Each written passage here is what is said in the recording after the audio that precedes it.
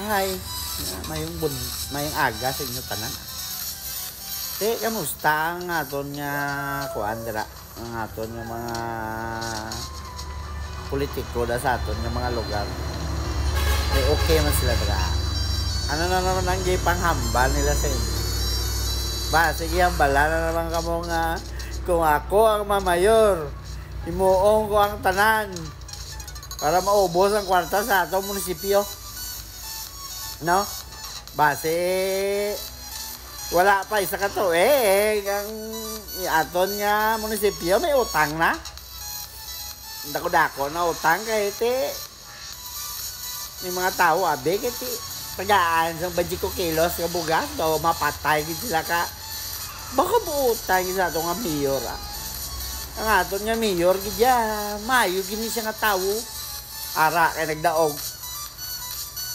Pagdaog siyang mayor nila. Ang imo nga 25 kilos nga nagbalor og 1,200 o 1,300 bada.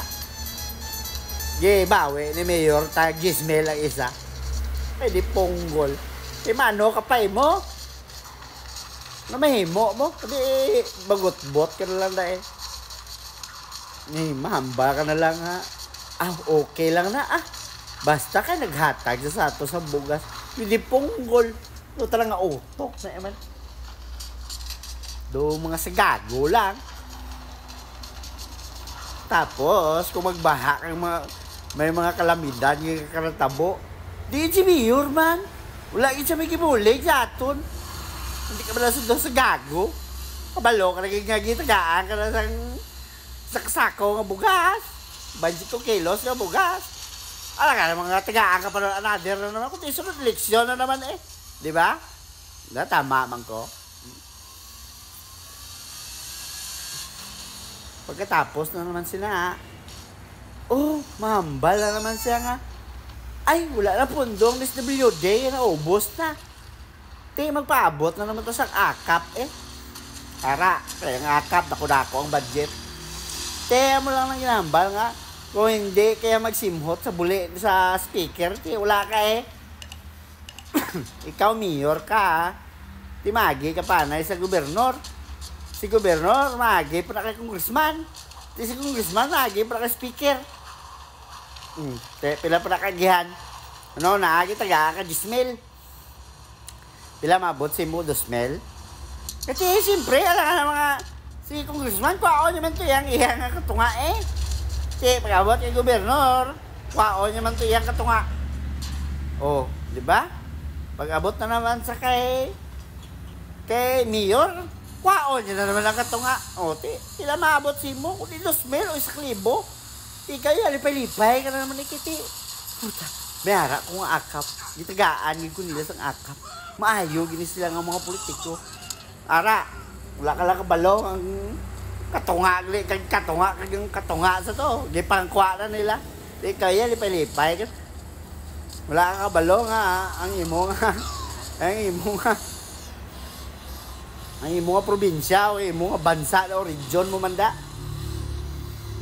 Wala na malolobong naman to sa utang. Hindi ko malubong to sa utang, mano tahay. Hindi magito lutaw sa utang. Di punggol. Pinabuhi ka dyan.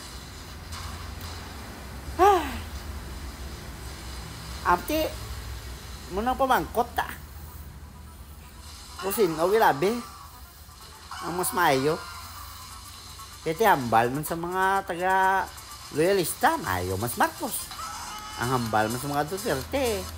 Sa mga DDS hambal man nila, maayo mas Duterte. Kung padag-o nyo pa na ang mga Marcos, expect na lang kamuda nga ang utang sa Pilipinas. Alam nga naman ng mga naog. Kundi, puro ginapataas. Kaya naabla ng mga ginapangkuha ng mga kwarta daw. Ang mga batian mga kwarta. Bilyon. Trilyon. Di punggol. Kung gipahimo pala nila sang simento dire sa atong mga kabasakan o sa mga kabukiran tadi. Kundi, namudamo talang nabuligan yung mga kabataan nga magkaradto sa espilahan. Nagdamo-damo mga populupyo sa mga kabukid nga. Makalingkawas mo sa ilang nga ginabatyag eh. Imbes nga makadto sila to sa syudad o sa sentro nila nga magbiyahe pa sila sang pila ka oras, 2 ka oras, 1 ka oras. Di mahimo nila nga 20 minutos, 10 minutos. Di ba?